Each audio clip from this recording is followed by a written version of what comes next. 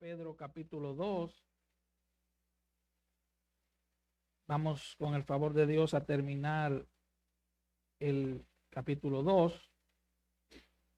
Vámonos del versículo 19 al 25.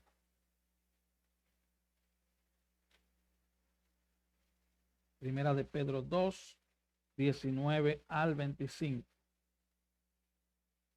Y dice así la palabra del Señor. Porque esto merece aprobación si alguno, a causa de la conciencia delante de Dios, sufre molestias padeciendo injustamente. Pues, ¿qué gloria es si pecando sois abofeteados y lo soportáis? Mas si haciendo lo bueno sufrís y lo soportáis, esto ciertamente es aprobado delante de Dios. Pues para esto fuiste llamados. También Cristo padeció por nosotros, dejando ejemplo para que sigáis sus pisadas. No hizo pecado, ni se halló engaño en su boca. Quien cuando le maldecían, no respondía con maldición. Cuando padecía, no amenazaba, sino encomendaba la causa al que juzga justamente. Quien llevó él mismo nuestros pecados en su cuerpo sobre el madero, para que nosotros, estando muertos a los pecados, vivamos para la justicia, y por cuya herida fuisteis sanados. Porque vosotros erais como ovejas descarriadas, pero ahora habéis vuelto al pastor y obispo de vuestras almas. Vamos a orar. Padre, te damos gracias. Oh Señor, tu palabra es viva, tu palabra es eficaz. Tu palabra es como martillo que quebranta la piedra. Tu palabra es tu palabra, es la palabra de Dios. Por lo tanto, te pedimos, Señor,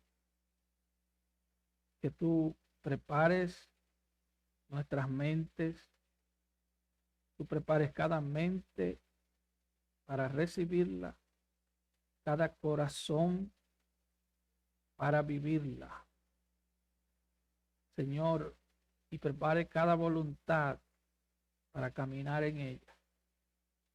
Señor, aplica con poder tu palabra a cada vida en este día, porque te lo pedimos en el nombre de Jesús. Amén. Puede tomar su lugar, por favor.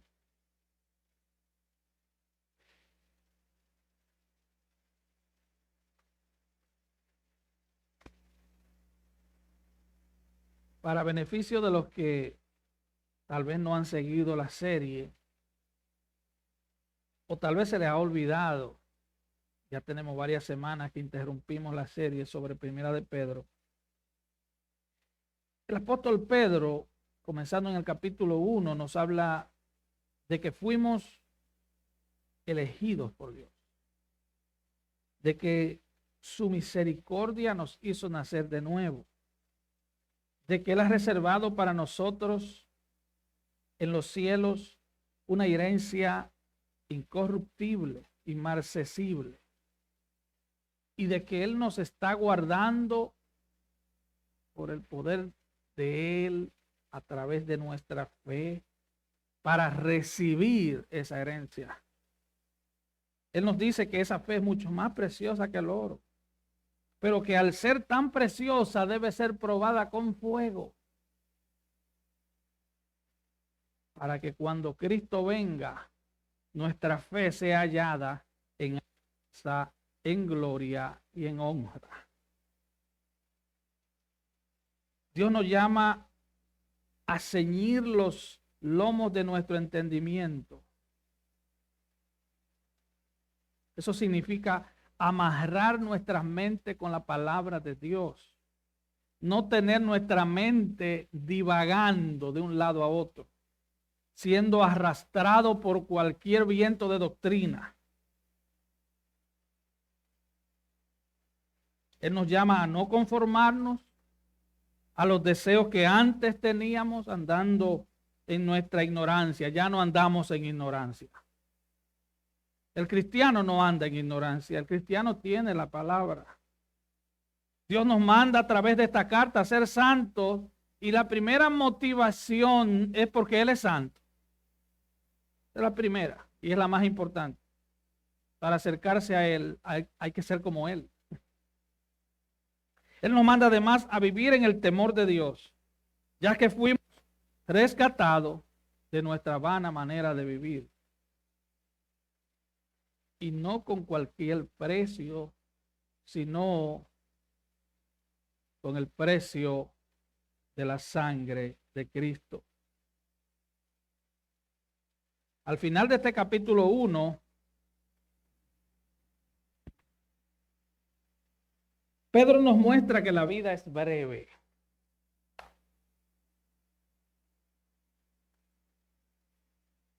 Y hace una comparación con la palabra de Dios. La vida es breve, es como una flor que en la mañana está hermosa y en la tarde está seca y es cortada. Y luego dice, mas la palabra del Señor permanece para siempre. Y como la carta fue escrita sin separación de capítulos o versículos, él sigue diciendo, deseen como niños recién nacidos, la leche espiritual, la leche pura de la palabra. Deseenla.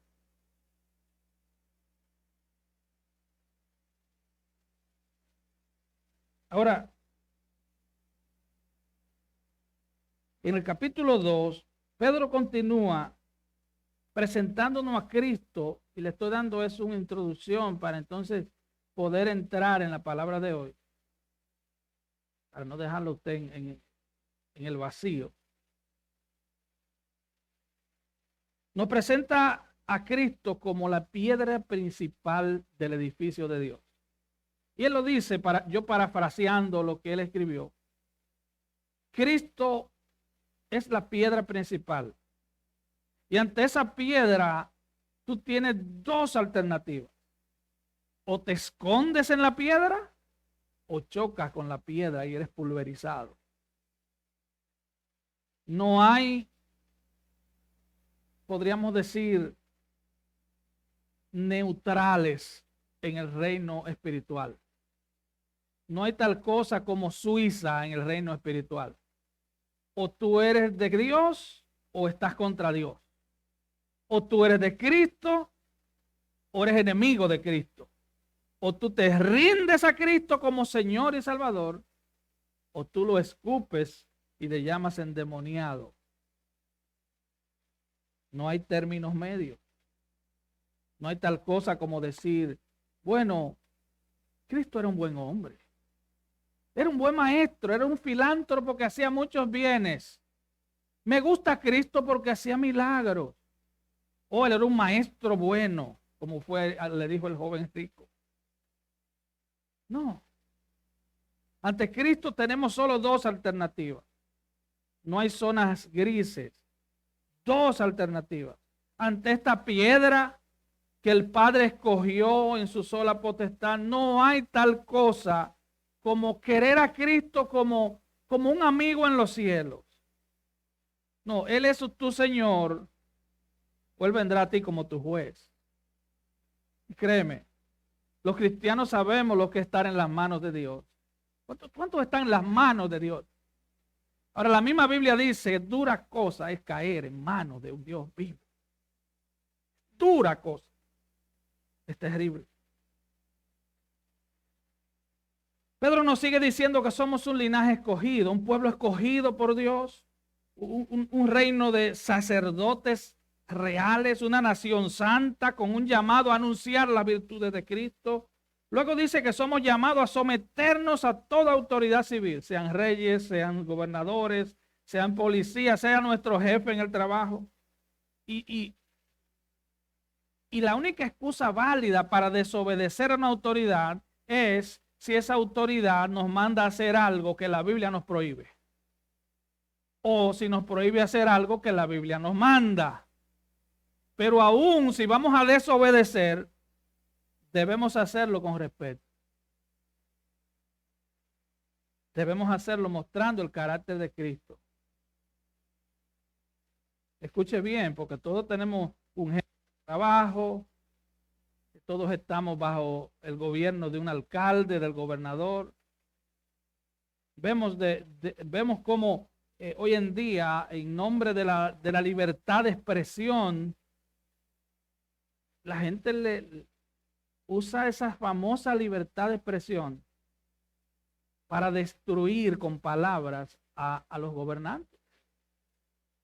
Y muchos que se llaman cristianos usan esa famosa libertad de expresión para usar palabras sucias contra un gobernante. Así que si vamos a desobedecer por la causa que ya he expresado, debemos hacerlo con humildad, debemos hacerlo con respeto, debemos hacerlo mostrando siempre el carácter de Cristo. Ahora, para entrar en el texto que nos ocupa, hoy Pedro, bajo inspiración del Espíritu Santo, nos presenta a Cristo como, número uno, nuestro ejemplo perfecto de sufrimiento. Nos presenta a Cristo como nuestro sustituto en la cruz. Y nos presenta a Cristo como nuestro pastor y obispo de nuestras almas. Él es nuestro ejemplo perfecto de sufrimiento. Mucha gente piensa, porque le han vendido un Cristo ilusorio, le han vendido un Cristo que solo existe en sus mentes retorcidas. Le han vendido un Cristo que le da todo lo que ellos les pidan. Incluso hay una canción que dice así. Es como una especie de un Aladino todopoderoso, que ellos solo abren la boca y ahí aparece el genio y dice, amo, ¿qué deseas que te dé hoy? Alguien dijo que el evangelio de la prosperidad promete total sanidad, total bienestar y riquezas, al igual que Satanás. El evangelio no ofrece eso, hermano.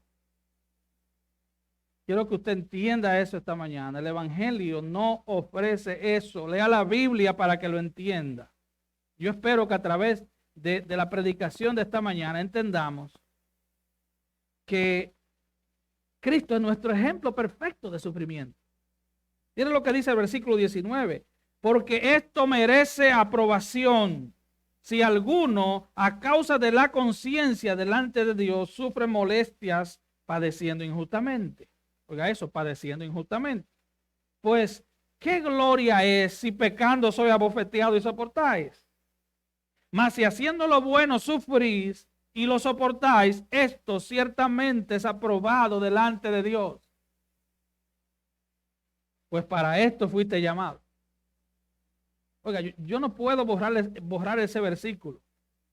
Estoy predicando en serie. Créame que no me gusta predicar. Mi carne no le gusta ese versículo. A mi carne no le gusta ese versículo. Yo sé que a la suya tampoco, porque es tan mala como la mía. Para esto fuiste llamado, porque también Cristo padeció por nosotros, dejándonos ejemplo para que sigáis sus pisadas, el cual no hizo pecado ni se halló engaño en su boca, quien cuando le maldecían no respondía con maldición, cuando padecía no amenazaba, sino que encomendaba la causa al que juzga justamente. Ahora vamos a ver otra perspectiva del sufrimiento en la boca de Santiago. Santiago 1, 2, 4 dice: hermanos míos, tened por sumo gozo cuando halléis en diversas pruebas, sabiendo que la prueba de vuestra fe produce paciencia. Mas tenga la paciencia su obra completa, para que seáis perfectos y cabales sin que os falte cosa alguna. Santiago afirma que la prueba de nuestra fe produce paciencia. En otras versiones dice perseverancia. Y esa perseverancia es necesaria para que Dios nos perfeccione cada día. Si usted está en la escuela, en el primer grado, y cuando le toca el examen usted sale corriendo y no va a la escuela, usted no va a pasar al segundo grado. Usted tiene que coger el examen. Esa paciencia en medio de las pruebas nos ayuda a que el Señor siga perfeccionando nuestras almas. Ahora, ¿qué dice Pablo? Segunda de Corintios 4, 17, porque esta leve tribulación momentánea produce en nosotros un cada vez más excelente y eterno peso de gloria. No mirando nosotros las cosas que se ven, sino las que no se ven. Pues las cosas que se ven son temporales, pero las que no se ven son eternas. Pablo establece aquí que las tribulaciones en la vida del creyente nos producirá una gloria más pesada en la eternidad. O sea que tu nivel de gloria en la eternidad es medido por tu nivel de perseverancia en el sufrimiento en el camino de Cristo. Hay gente que quieren vivir un cristianismo tan light y por eso muchas veces son tan populares en el mundo. Porque son igualitos al mundo, porque realmente no han nacido de nuevo. Pablo dice, esta leve tribulación. ¿Por qué él dice esta leve tribulación? Bueno, porque comparado con la eternidad es leve. Cualquier cosa es leve comparado con la eternidad. 90 años, eso es leve comparado con la eternidad. Pero Pablo dice, no mirando nosotros las cosas que se ven. O sea, en medio de tu prueba, en medio de tu aflicción, no mires las cosas que se ven, no te quedes perplejo mirando tu prueba. Mira al cielo, levanta tus ojos y mira a Cristo. No mirando las cosas que se ven, sino enfocándonos en el cielo. Pedro entonces aquí nos dice que cuando sufrimos injustamente, tenemos la aprobación de Dios, tenemos el sello de aprobación de Dios. Mas cuando un creyente sufre porque ha pecado, no hay ninguna gloria en esto. Porque no merecemos el fuetazo. Y lo debemos, tanto en un caso como en el otro, sufrir con paciencia. Dice Pedro, ¿qué gloria es si pecando soy abofeteado y lo soportáis?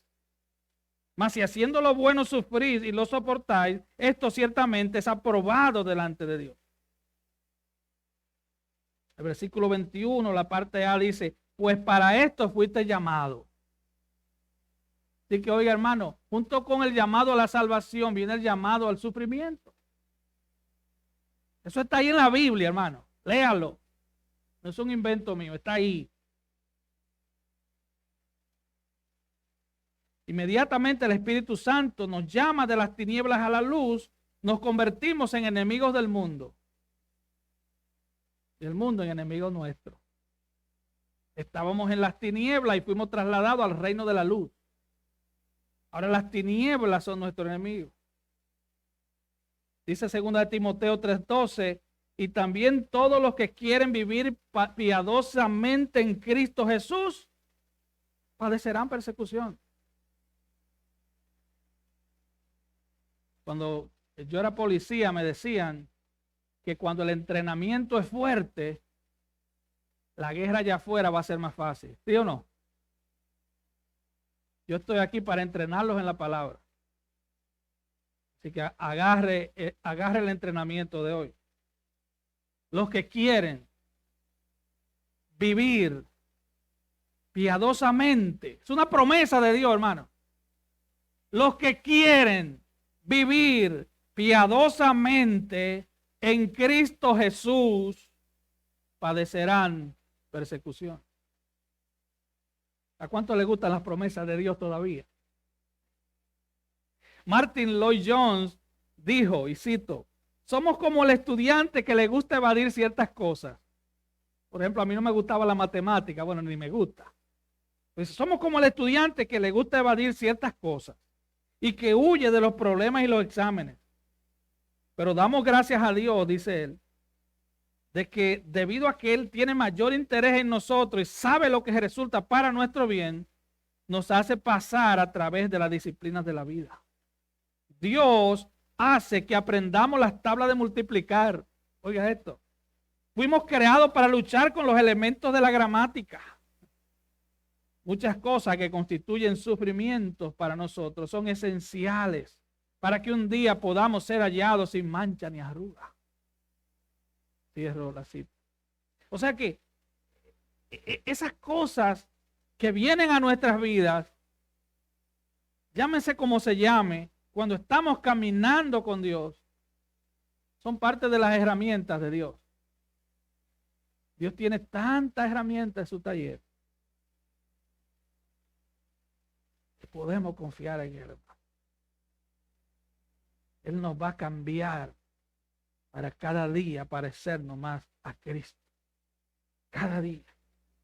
Dice en la parte B del versículo 21, porque también Cristo padeció por nosotros. Para Cristo, la senda hacia la gloria fue el camino del sufrimiento. Y el modelo es el mismo para los cristianos. Es el mismo. Sin sufrimiento no hay gloria.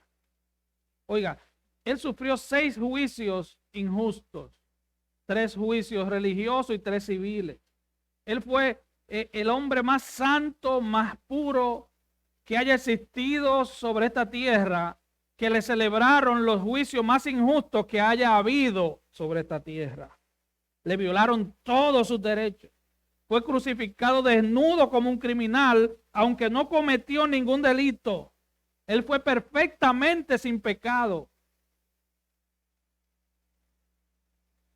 La ejecución de Cristo demuestra entonces que se puede ser perfectamente santo, perfectamente justo, perfectamente fiel a la voluntad de Dios y aún así experimentar sufrimiento. ¿Usted está entendiendo? Ahora, la actitud de Cristo en su muerte provee a los creyentes el ejemplo perfecto de cómo reaccionar ante la persecución y castigos inmerecidos. Sí, porque si somos cristianos, nuestra reacción ante la prueba y el sufrimiento va a atraer a otros a Cristo o va a alejar a la gente de Cristo. ¿Cómo reaccionamos ante el sufrimiento? ¿Qué hacemos cuando las pruebas tocan nuestras puertas? ¿Salimos corriendo? ¿Nos volvemos locos? ¿Qué hacemos? Hebreos 12:3 dice, considerad a aquel que sufrió tal contradicción de pecadores contra sí mismo, para que vuestro ánimo no se canse hasta desmayar. Mira a Cristo, para que tu ánimo no se canse hasta que desmayes. Mira el sufrimiento de Cristo. En tiempo de prueba, mira la cruz, mira a Cristo. Y dice el escritor de los Hebreos, porque aún no habéis resistido hasta la sangre combatiendo contra el pecado. O sea, le está diciendo, tu mayor problema no es tu prueba, es tu pecado. ¿Usted entiende eso? Porque nuestro pecado es que nos hace reaccionar mal. Nuestro mayor problema no es nuestra prueba. Nuestras pruebas son leves y pasajeras. El problema es que reaccionamos mal por el pecado subyacente en nosotros. Y él dice, ustedes todavía No he resistido hasta la sangre. Ustedes ni se han roto una uña peleando por su pecado. Nos la rompemos en otra cosa, trabajando, pero no combatiendo contra el pecado.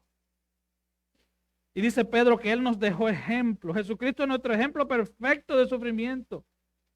Los creyentes nunca sufrirán por la salvación de otros. Es más, ni para mi propia salvación. Porque ya mi salvación es un hecho establecido. Ya fui escogido y fui salvo. Eso es un hecho. Pero por la causa de Cristo sí sufriremos. Sí sufriremos. Y dice Pedro que Él nos ha dejado ejemplo para que sigamos sus pisadas. Esta palabra en el griego es similar a la forma en que los niños en los tiempos de Pedro aprendían a escribir. Ellos aprendían el abecedario copiando encima de las letras. Y esto mismo es lo que está diciendo Pedro. Le está diciendo, tú tienes que copiar encima de la palabra para que aprendas a caminar con Cristo. Para que sigamos sus pisadas. En otras palabras, sus huellas. Mira las huellas de Cristo. Dice, el cual no hizo pecado ni se halló engaño en su boca. Quien cuando le maldecían, no respondía con maldición. Cuando padecía, no amenazaba.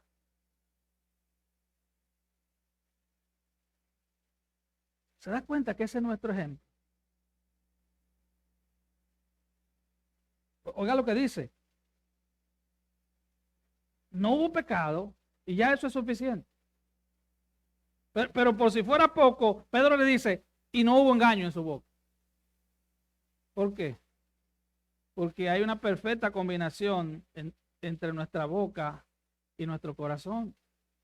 Porque de la abundancia del corazón habla la boca. No engañó con su boca porque no había pecado en su corazón. Ahora, intentaron llevarlo hasta el límite. Y cuando usted ve la película de Mel Gibson, es una caricatura, hermano. Vea la Biblia. Gente que salía llorando de la película. Pero salía llorando porque se emocionaba viendo a un hombre sufriendo. No salían llorando arrepentidos ante ese Señor. A él lo intentaron llevar hasta el límite. Se burlaron de él, lo escupieron, le alaban la barba, lo bofeteaban, pero no pudieron lograrlo. Usted no ve escenas de enojo en él. Él no tuvo represalias. Él no amenazó a nadie. Él es el soberano, el omnipotente Hijo de Dios y el creador y sustentador de todas las cosas. Si Él hubiera querido lanzar a esa gente al infierno instantáneamente con una palabra de su boca, Él lo podía haber hecho. Él dijo, si yo quisiera, pidiera a 12 legiones de ángeles. Yo quisiera. Porque Él fue a la cruz, porque Él quiso. Él puso su vida y la volvió a tomar. Él cuando padecía, no amenazaba. Mire lo que dice Lucas 23:34. Y Jesús decía, Padre, perdónalos porque no saben qué hacen. Esa fue su petición final. Dice que si no, él no amenazaba, sino que encomendaba su causa al que juzga justamente. La palabra encomendar es entregar. Cada vez que venía una prueba, una injusticia, cada vez que venía la aflicción, Jesús siempre entregaba al Padre lo que él le pasaba para que él lo guardara hasta el fin. Lucas 23, 46 dice, entonces Jesús, clamando a gran voz, dijo, Padre, en tus manos encomiendo mi espíritu. Él se encomendó hasta el fin en los brazos del Padre. Este es el ejemplo, hermano. El ejemplo no es comenzar a quejarnos. El ejemplo no es amenazar a nadie. Eso nos lleva al segundo punto, nuestro sustituto en la cruz. Quien llevó él mismo nuestros pecados, dice el versículo 24, en su cuerpo. Lo llevó él mismo en su cuerpo sobre el madero para que nosotros, estando muertos a los pecados, vivamos para la justicia, y por cuya herida fuiste sanado. Debemos entender algo. El motivo del sufrimiento de Cristo, el motivo principal del sufrimiento de Cristo, no fue para enseñarnos a sufrir. Ese es uno de los motivos, pero no el principal. El motivo principal fue que Él nos sustituyó en la cruz. Cristo pagó el precio que nosotros no podíamos pagar. Él lo pagó en nuestro lugar y quedamos libres. Él nos sustituyó. Leon Morris dijo, fue nuestro pecado lo que atrajo la ira de Dios. Fue Cristo quien la llevó. Había que pagar un precio. Él lo pagó. Había una victoria que debía ganarse. Él la ganó. Había un castigo que debía soportarse. Él lo soportó. Había un juicio al que debía enfrentarse. Él lo enfrentó. Piensa esto, hermano. Si Cristo no es tu sustituto, tú ocupas el lugar de un pecador condenado. Por eso hacía la pregunta el miércoles en el estudio bíblico. ¿Cómo tú te vas a presentar aquel día en el juicio? ¿Como un pecador perdonado o como un pecador que va a pagar por su pecado? Es una buena pregunta. Esa es la pregunta esencial a la que todo ser humano tiene que enfrentarse. Tú has hecho de Cristo tu sustituto porque tú te has arrepentido de tu pecado y tú has creído en Él y solo en Él como tu Señor y Salvador, creyendo que Él te va a librar de la ira venidera. O tú te vas a enfrentar directamente en aquel gran día al juicio de Dios. Isaías 53 dice, ciertamente Él llevó nuestras enfermedades y sufrió nuestros dolores, y nosotros le tuvimos por azotado, por herido de Dios y abatido. Mas Él herido fue por nuestras rebeliones, molido por nuestros pecados. El castigo de nuestra paz fue sobre Él, y por su llaga fuimos nosotros curados. Es nuestro sustituto. Si Él no es tu sustituto, tú ocupas el lugar de un pecador culpable. Y dura cosa es caer en manos de un Dios vivo. Eso nos lleva al tercer punto. Nuestro gran pastor y obispo de nuestras almas. Versículo 25. Porque vosotros erais como ovejas descarriadas, pero ahora habéis vuelto al pastor y obispo de vuestras almas. Él vuelve a señalar Isaías 53. Todos nosotros nos descarriamos como ovejas, cada cual se apartó por su camino, mas Jehová cargó en él el pecado de todos nosotros. Oveja descarriada, esa frase nos habla de personas que deambulan extraviados, sin propósito, sin Dios, sin esperanza. Hay mucha gente que le va bien en el mundo. Mucha gente que están simplemente disfrutando del mundo, de las riquezas y sus placeres, pero deambulan extraviados, sin propósito, sin Dios, sin esperanza. Esa es la condición más terrible de un ser humano. Es por eso que a nosotros no se nos salen los ojos viendo cómo prospera el impío. Porque el impío prospera, pero él va simplemente como oveja al matadero. Y como alguien dijo, nunca he visto un carro fúnebre jalando un tráiler. Nunca. No te vas a llevar nada, absolutamente nada. Dice Efesios 2:12, en aquel tiempo estabais sin Cristo, alejado de la ciudadanía de Israel y ajeno a los pactos de la promesa, sin esperanza y sin Dios en el mundo. Y él dice, pero habéis vuelto. La frase habéis vuelto es arrepentirse, es doblar en U. Habéis vuelto. Te has apartado del pecado y has vuelto, te has vuelto a Cristo.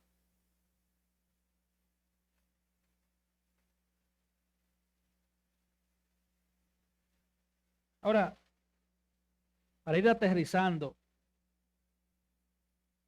¿qué podemos hacer ante las adversidades? ¿Qué hacemos? Porque las adversidades son parte de la vida, pero son una promesa para los creyentes. En el mundo tendréis aflicción. Y él dice, pero confiad, te voy a quitar la aflicción. Eso es lo que dice. Confiad, yo he vencido el mundo. En otras palabras, no importa las aflicciones, yo he vencido el mundo y tú vas a vencer el mundo y vas a estar conmigo por la eternidad. Enfócate en mí. Eso es lo que le está diciendo. Enfócate en mí. Número 1, si haces lo bueno y sufres y lo soportas, debes saber que esto es aprobado delante de Dios. Pues para esto fuiste llamado. Junto con el llamado a la salvación viene el llamado al sufrimiento. El doctor Miguel Núñez escribió algo en Twitter que me llamó la atención. Él dijo, cuando me maldicen y acusan, pienso, aún estoy bien, porque aún no me han escupido, ni me han dado 39 latigazos 5 veces como a Pablo, ni me han clavado en la cruz como a Cristo. Bien me han tratado para ser un discípulo de Cristo. Lo único que han hecho es hablar mal de ti. Por tu fe en Cristo, por tu vida de rectitud, pues bien te han tratado. Solo han hablado mal de ti. A mí nunca me han roto un hueso, ni me han hecho nada. Ni me han jalado la barba. Bueno, es que no tengo barba. Pero no me han escupido. Sí que me han tratado bien. Demasiado bien.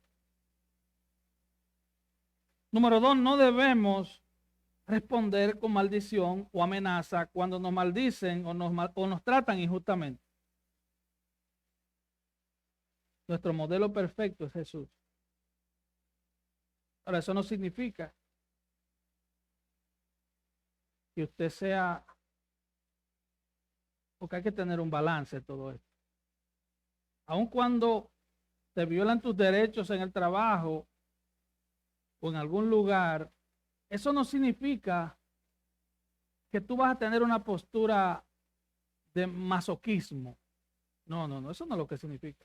Eso significa que si yo tengo que buscar un abogado, yo lo voy a buscar, pero yo no le voy a devolver en palabras. Yo lo voy a hacer guardándole respeto a la gente. Si el abogado quiere decirle 2 cosas, ya eso es asunto de él. Sí, porque todavía no estamos en el cielo, usted entiende eso, ¿verdad?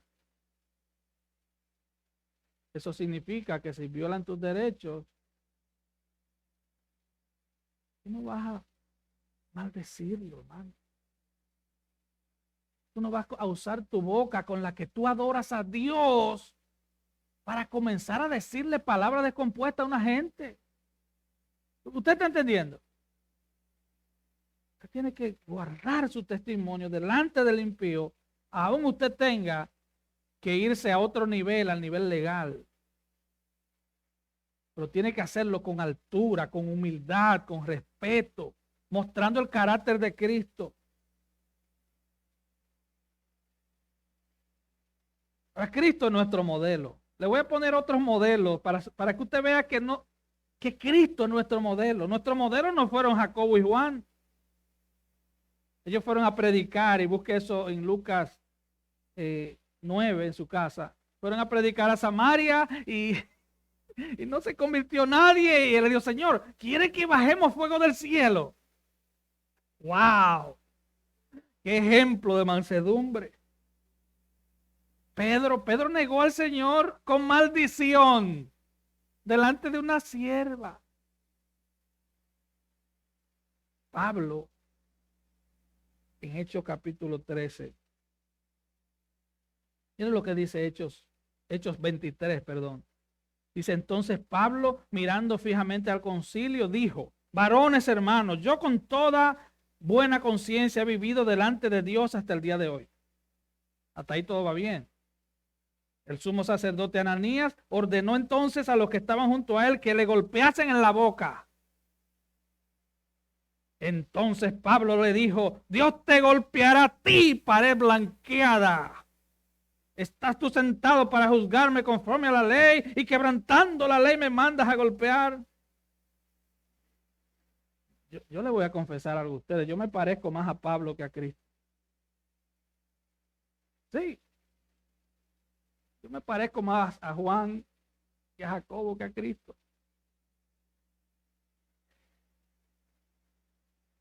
Miserable de mí, dijo Pablo en Romanos 8:24. Hermanos, el modelo es Cristo. Ese es el modelo. Por eso hay que leer la Biblia y pedir al Espíritu Santo que nos ilumine la Biblia. Porque el ejemplo ahí no es Pablo.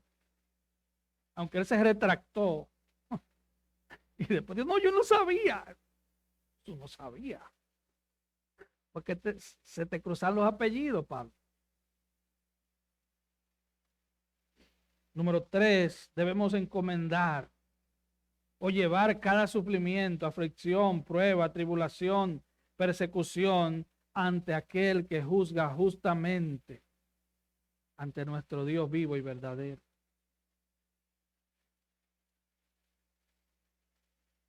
Hermanos, declarar, decretar o amenazar, o arrebatar. Hay esa gente que decretan, que declaran. Eso, además de que deshonra a Dios, porque nos queremos poner en el lugar de Dios, es una gran pérdida de tiempo. Es una gran pérdida de tiempo. Que nos va a llevar a la desilusión. Porque Dios es Dios y solo Él es Dios. Hermano, si cada vez que nos viene una prueba, pudiéramos declarar que esa prueba se va, pues entonces no necesitamos a Dios. Yo tengo Facebook, no sé para qué, pero a veces me meto por un minuto, así flash, y salgo.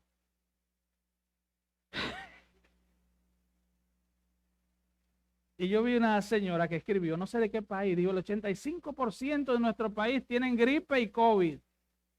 Y debajo puso, yo reprendo eso en el nombre de Jesús.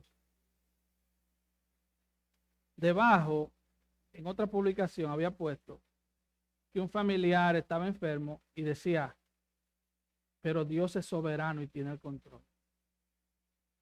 La pregunta es, ¿Dios tiene el control o tú tienes el poder de reprenderlo?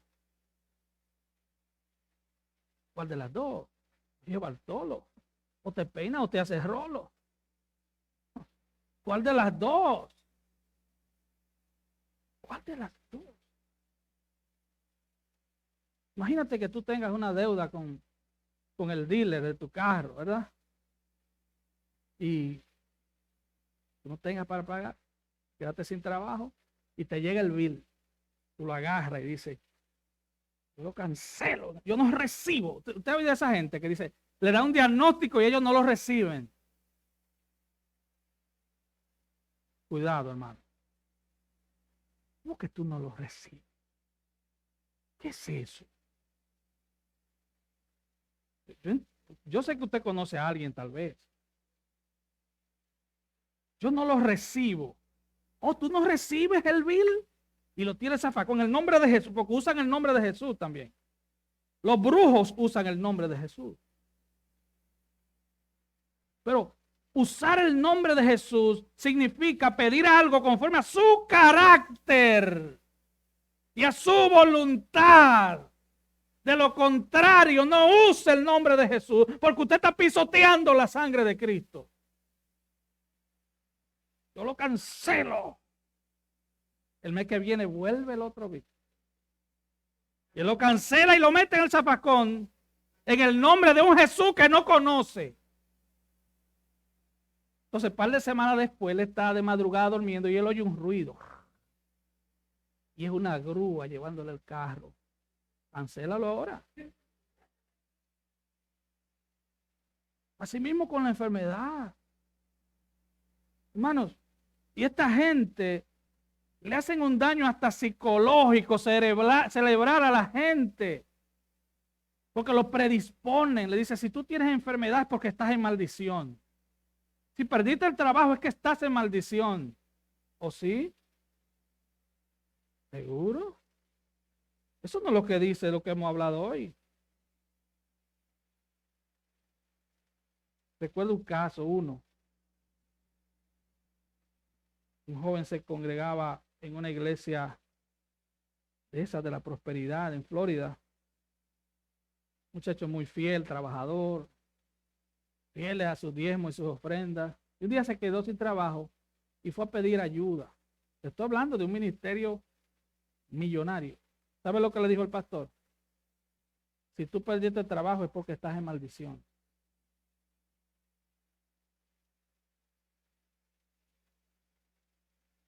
Y esa gente dicen que si tú te enfermas es por tu falta de fe. Oh. Entonces Pablo no tenía fe.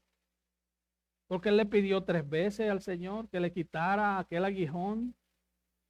Y el Señor le dijo, no, papá, mi gracia te es suficiente. Él dijo, es más, mi poder se va a perfeccionar en tu debilidad. Entonces Pablo aterrizó y dijo, oh, entonces mientras más débil soy más fuerte. Que no te dejes sugestionar ni manipular. Fuiste llamado a sufrir con Cristo si quieres reinar con Él. No hay atajos en la vida espiritual. No los hay. Solo Dios puede decretar algo. ¿Se dan cuenta ustedes los que cancelaron el COVID-19? Lo cancelaron, bien cancelado. Tuvieron que cerrar la iglesia meses después. Mentirosos. Mentirosos. Muchos de ellos dijeron que Dios le había dicho que Donald Trump iba a ser presidente. Mentirosos. Mentirosos. Usando el nombre de Dios para respaldar sus mentiras. Hermanos, Dios puede cambiar nuestras circunstancias. Eso es cierto. De la noche a la mañana, en un abrir y cerrar de ojos. Pero Él está más interesado en cambiarte a ti y a mí. Está más interesado en tu carácter. Porque tu carácter y el mío es lo que va a traer a otros a Cristo. O va a alejar a otros de Cristo. Él está más interesado en cambiarnos para prepararnos para ser testigos fieles de Cristo en medio de nuestro sufrimiento. Y nos está preparando para una eternidad de gloria junto a Él. Hermanos, el mismo Pablo dice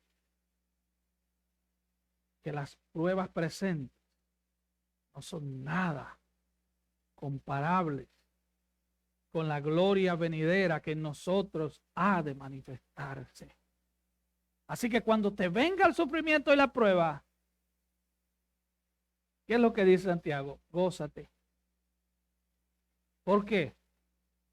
Porque es que la gloria que viene, la gloria que vas a disfrutar, no es comparable. Toda prueba palidece ante esa gloria que disfrutaremos. Así que ese sufrimiento, el que sea, y les confieso que Dios me habló de una manera tan poderosa esta semana, en medio del mío propio, del sufrimiento mío, que yo alabo y glorifico al Señor por eso. ¿Sabe por qué? Que me recordó que sin sufrimiento no hay gloria. No seas un cristiano escapista.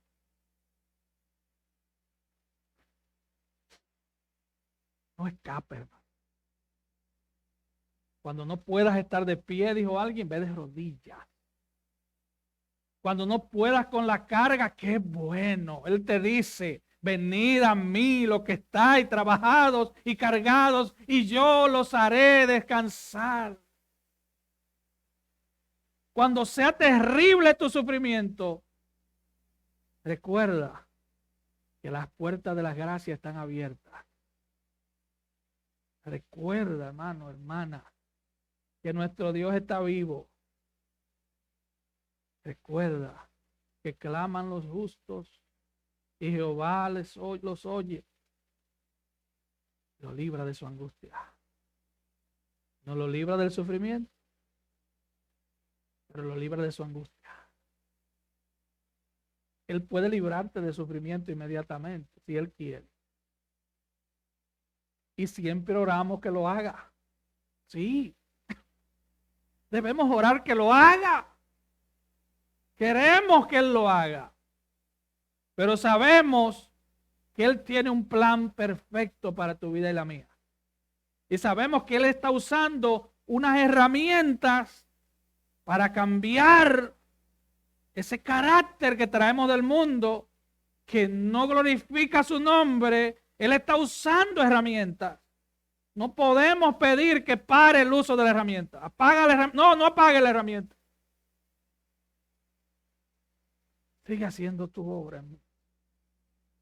Señor, sabemos que tú eres fiel para terminar lo que comenzaste. Señor, la herramienta me está doliendo, pero que no se haga mi voluntad, sino la tuya. Eso es confianza, hermano. Que el Señor nos ayude a confiar en Él en medio del sufrimiento. Que el Señor nos ayude a glorificar su nombre en medio de Él. Vamos a estar de pie. Aleluya.